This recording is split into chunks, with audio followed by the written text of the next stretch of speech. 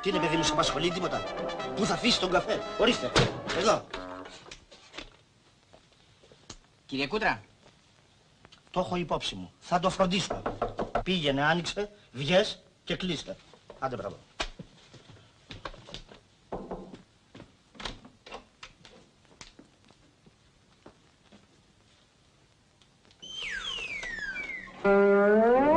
Καλημέρα σας. Ρε, πως άρχισε η μέρα μου σήμερα. Διάβασα ότι ζητάτε δακτυλογράφο. Έχετε εργαστεί αλλού? Όχι, αλλά δεν έχει σημασία. Έχει και παραέχει. Γαλλικά ξέρετε? Ξέρω. Αγγλικά? Ξέρω. Ισπανικά? Ξέρω.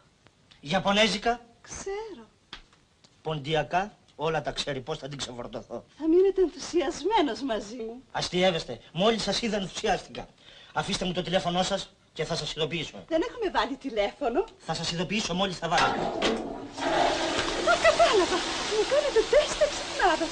Δεν σας κάνω τίποτα. Αφήστε μου διεύθυνση και φύγετε.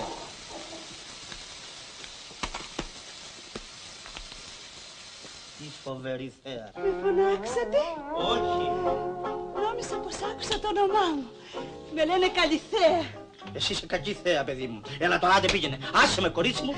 Είστε ο πρώτος που με λέει κορίτσι του. Και ο τελευταίος. Έλα, άντε τώρα πήγαινε, έχω δουλειά. Αχ, πώς μ' αρέσουν οι σκληροί άντρες.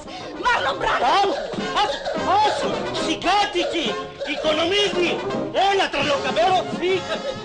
Άσε με, δε.